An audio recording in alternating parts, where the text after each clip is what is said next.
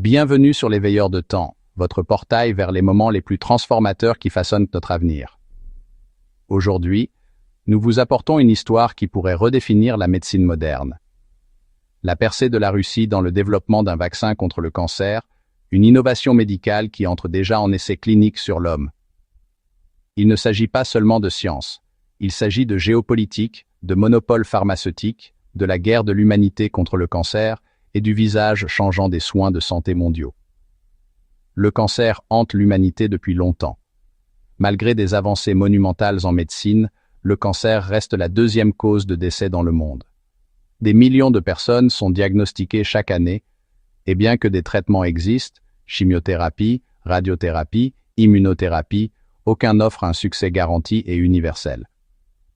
Statistiques annuelles, plus de 10 millions de personnes meurent du cancer chaque année. Coût économique, à l'échelle mondiale, les coûts de santé liés au cancer dépassent 1160 milliards de dollars par an. Limitation des traitements. La plupart des thérapies endommagent les cellules saines, ont des effets secondaires intenses et n'offrent pas d'immunité. Un vaccin, c'est le Saint Graal, un rêve que les chercheurs poursuivent depuis des décennies. Et maintenant, la Russie prétend l'avoir rendu réel. Le 1er août 2025, le président Vladimir Poutine a fait une annonce stupéfiante. La Russie a développé un vaccin contre le cancer et les essais cliniques sur l'homme sont déjà en cours. Développé par l'Agence fédérale médico-biologique russe, FMBA. Type de vaccin, non divulgué entièrement, mais probablement un vaccin thérapeutique basé sur l'immunothérapie, conçu pour entraîner le système immunitaire à reconnaître et à tuer les cellules cancéreuses. Stade. Les essais humains de phase 1 ont commencé. Cible. Initialement destinée à traiter certains cancers courants, potentiellement le poumon, le sein ou la prostate. Selon les premières fuites, le vaccin agit en ciblant les antigènes spécifiques aux tumeurs, ce qui signifie qu'il pourrait potentiellement être utilisé pour différents types de cancers. Pour comprendre l'ampleur de cet accomplissement, nous devons d'abord saisir comment fonctionne un vaccin contre le cancer. Contrairement aux vaccins traditionnels, qui préviennent les maladies, la plupart des vaccins contre le cancer sont thérapeutiques, destinés à traiter un cancer existant ou à prévenir les récidives. Voici la logique scientifique. Les cellules cancéreuses présentent des protéines anormales. Les vaccins peuvent entraîner les lymphocytes T du corps à identifier ces marqueurs. Une fois entraînés, le système immunitaire peut attaquer les cellules cancéreuses sans nuire aux tissus sains. Cela signifie moins d'effets secondaires, de meilleurs résultats et potentiellement une immunité à long terme. Si la Russie a percé ce code, cela pourrait signifier le début d'une révolution immunologique contre le cancer. Dans son discours télévisé, Vladimir Poutine a souligné que le vaccin serait partagé avec le monde pour des raisons humanitaires, faisant écho à l'approche antérieure de la Russie pendant le Covid-19 avec le vaccin Sputnik V. Ce n'est pas seulement une déclaration scientifique, c'est une déclaration géopolitique. Citation de Poutine. Ce n'est pas seulement une réussite de la Russie, c'est l'espoir de l'humanité. L'État russe a annoncé qu'il mettrait le vaccin à disposition de toutes les nations, quelle que soit leur affiliation politique, en donnant la priorité aux pays en développement. Les analystes suggèrent que cela pourrait marquer une nouvelle ère de diplomatie vaccinale, où l'aide médicale devient un outil de soft power. L'annonce de la Russie aurait provoqué des ondes de choc dans la Big Pharma, en particulier en Europe et aux États-Unis. Voici pourquoi. Économie pharmaceutique. Le traitement du cancer représente une industrie annuelle de 200 milliards de dollars. Des entreprises comme Pfizer, Roche et Novartis dominent le marché mondial de l'oncologie. Un vaccin russe à faible coût menace de concurrencer les thérapies brevetées et d'ouvrir l'accès à un traitement abordable. On craint que les lobbies pharmaceutiques occidentaux ne contestent ou ne discréditent le vaccin. Des guerres de brevets ou des sanctions politiques pourraient émerger. L'approbation du vaccin dans les pays occidentaux pourrait faire face à des retards réglementaires délibérés. La Russie se prépare à ces scénarios, éventuellement en s'associant avec les nations des BRICS et les alliances Asie-Pacifique pour des essais et une distribution rapide. Le succès de la Russie en sciences biomédicales ne doit pas être sous-estimé. Bien que souvent éclipsée par les géants de la recherche occidentaux, la Russie a une longue histoire d'innovation en matière de vaccins. Développement du vaccin contre la polio, année 1950. La Russie a été parmi les premiers à produire en masse le vaccin contre la polio. Vaccin Covid, Sputnik V. Le premier vaccin Covid enregistré mondialement. Recherche génétique. La FMBA a massivement investi dans l'oncogénomique et l'immunogénétique au cours de la dernière décennie. Ce vaccin contre le cancer n'est pas une exception. Il fait partie d'une vision médicale stratégique défendue par le gouvernement russe, d'autant plus que l'Occident, lourd de sanctions, force la Russie à devenir autonome en sciences et en médecine. L'Inde et d'autres pays en développement pourraient jouer un rôle clé dans cette histoire. La Russie pourrait choisir de s'associer à l'industrie biotechnologique indienne pour la production de masse du vaccin. Les voies réglementaires de l'Inde sont plus rapides et plus accessibles que celles de l'Europe. Les pays d'Afrique, d'Amérique latine et d'Asie formeront probablement la première vague majeure de déploiement du vaccin. Pour le Sud global, cela pourrait signifier l'accès à des traitements oncologiques avancés sans les barrières de prix occidentales. Réduction du fardeau des soins de santé liés au décès par cancer. Collaboration scientifique avec les instituts russes pour la participation aux essais cliniques. La rapidité des essais russes a soulevé des questions dans les cercles médicaux occidentaux. Les protocoles de sécurité sont-ils respectés? Le vaccin est-il précipité pour le prestige géopolitique? Quels sont les effets secondaires à long terme, le cas échéant? En réponse, la FMBA aurait ouvert ses données d'essais cliniques à des observateurs choisis de l'OMS. Invité des pairs évaluateurs internationaux pour la transparence. Publier un livre blanc préliminaire pour les communautés scientifiques mondiales. Cela indique une volonté de responsabilité scientifique, même au milieu des tensions géopolitiques. Il y a eu des dizaines de projets de vaccins contre le cancer qui ont échoué par le passé. Des États-Unis au Japon, l'enthousiasme initial s'est souvent terminé par une déception. Mais qu'est-ce qui distingue le projet russe? Il semble cibler plusieurs cancers et non un seul type spécifique. Le financement public permet une distribution sans pression commerciale. Les essais ont commencé plus rapidement que d'habitude, ce qui indique des preuves précliniques solides. Néanmoins, les experts médicaux appellent à la prudence. La science ne doit pas être guidée par le nationalisme. Voyons les données avant de célébrer. Dr Helen Kramer, oncologue, Université de Toronto. C'est l'équilibre auquel nous sommes confrontés, optimisme et examen minutieux. En terminant la première partie de ce rapport, voici ce que le monde attend.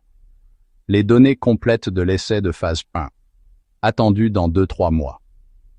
Des procédures d'approbation pour une utilisation d'urgence chez les patients à haut risque. Des licences ouvertes pour les partenaires de fabrication à l'étranger. Publication publique de la structure antigénique et des mesures de la réponse immunitaire. Le rêve d'un monde sans cancer est peut-être encore lointain, mais aujourd'hui, il semble plus proche que jamais. Lorsque la Russie a annoncé qu'elle avait commencé les essais cliniques sur l'homme pour un vaccin contre le cancer, la secousse immédiate n'était pas seulement scientifique, elle était géopolitique. L'équilibre mondial du pouvoir pharmaceutique, des alliances médicales et de la confiance du public dans les systèmes de santé occidentaux a commencé à trembler. Décortiquons les conséquences multiples qui se répercutent déjà à travers le monde. Les principales actions pharmaceutiques aux États-Unis et en Europe, en particulier les entreprises fortement investies dans les médicaments oncologiques, ont connu une baisse de confiance des investisseurs. Des entreprises comme Roche, Pfizer et Merck, qui représentent ensemble plus de 60% du marché mondial du traitement du cancer, ont commencé à faire face à des questions difficiles. Comment pourrait-elle concurrencer un vaccin à faible coût distribué publiquement? Pourrait-elle égaler l'offre de la Russie de partager le vaccin pour des raisons humanitaires? En réponse, les groupes de pression ont commencé à lancer des campagnes de rumeurs remettant en question la légitimité des essais vaccinaux russes. Certains ont même commencé à préparer des stratégies juridiques pour retarder l'entrée du vaccin sur les marchés occidentaux. Mais la réalité est dure. Si ce vaccin est validé, il perturbera l'économie du traitement du cancer de plus de 200 milliards de dollars, de manière permanente. L'un des résultats les plus immédiats a été le renforcement des alliances médicales mondiales en dehors de l'Occident. La Russie est maintenant en discussion avancée avec l'Inde pour la production de masse via le Serum Institute et Bharat Biotech. La Chine pour la validation conjointe de la recherche et l'inclusion dans les stratégies de santé des BRICS. L'Afrique du Sud et le Brésil pour l'expansion des essais cliniques afin d'observer la diversité raciale et génétique. L'Iran et Cuba pour des routes de distribution alternatives, surtout là où les sanctions américaines s'appliquent.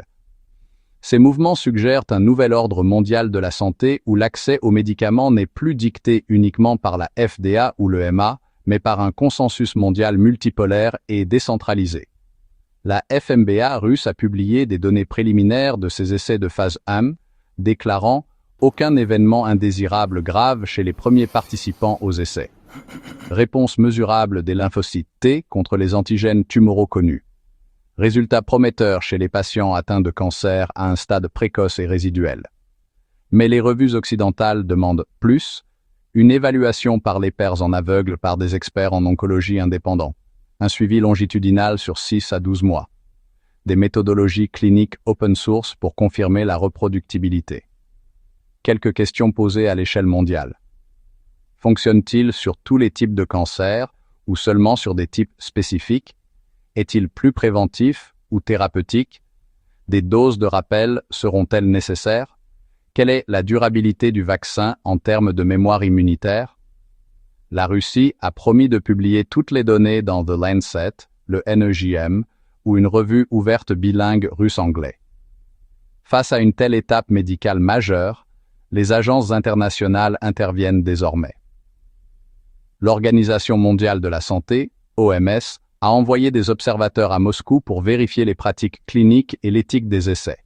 Les Nations Unies sont en discussion pour inclure le vaccin dans leur initiative Accès mondial aux soins contre le cancer dans le cadre de l'ODD 3. Santé pour tous.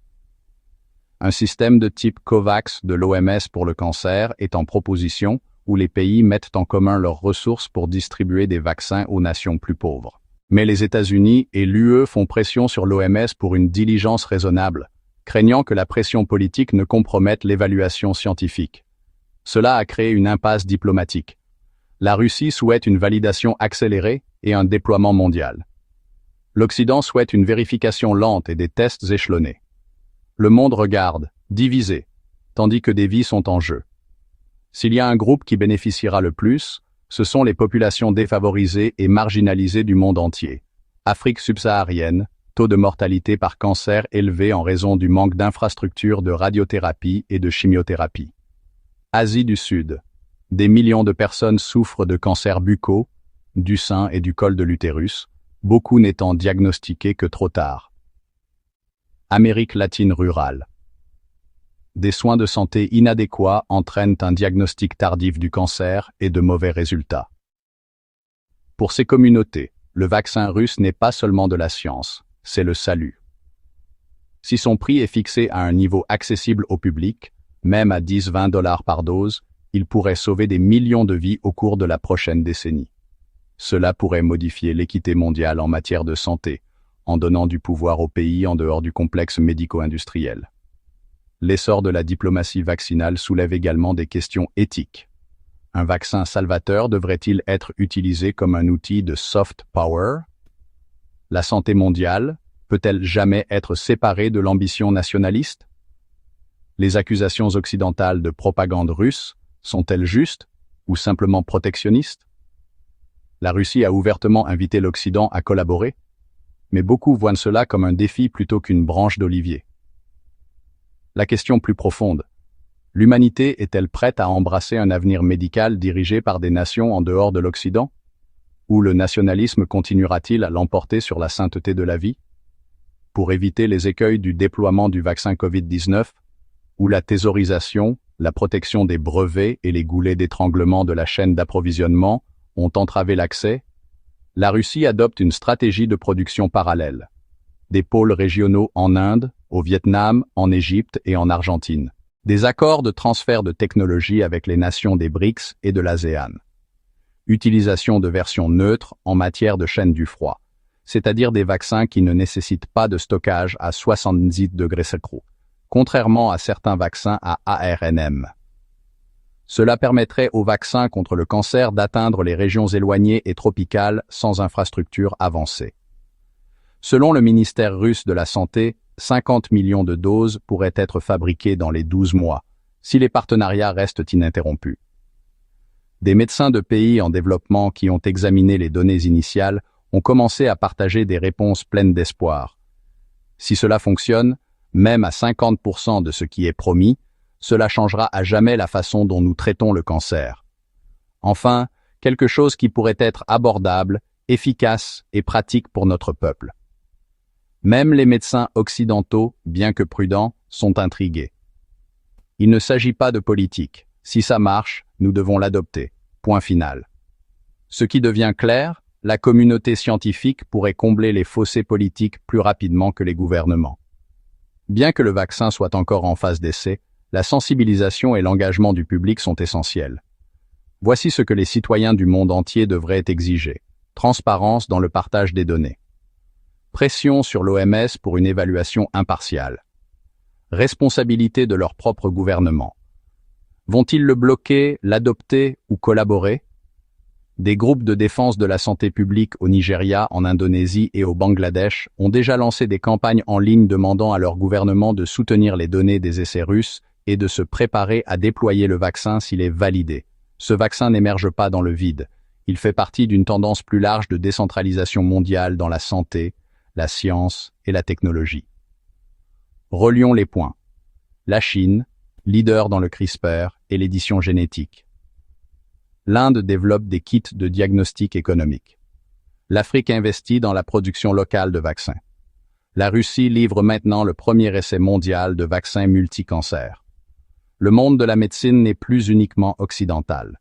Le pouvoir a changé de main. Et ce vaccin en est la preuve la plus visible.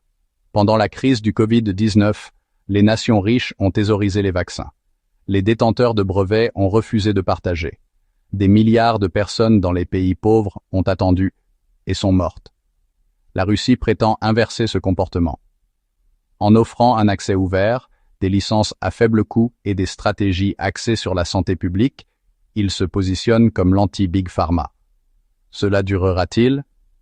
Cela dépendra de la pression publique, de l'honnêteté scientifique et de la boussole morale mondiale du leadership. Nous devons apprendre de l'histoire et ne pas répéter les crimes d'inaccessibilité. Accélérons. Imaginez un futur où les nouveau-nés sont vaccinés contre les cancers à haut risque. Les personnes ayant des prédispositions génétiques reçoivent des vaccins préventifs contre le cancer au début de l'âge adulte.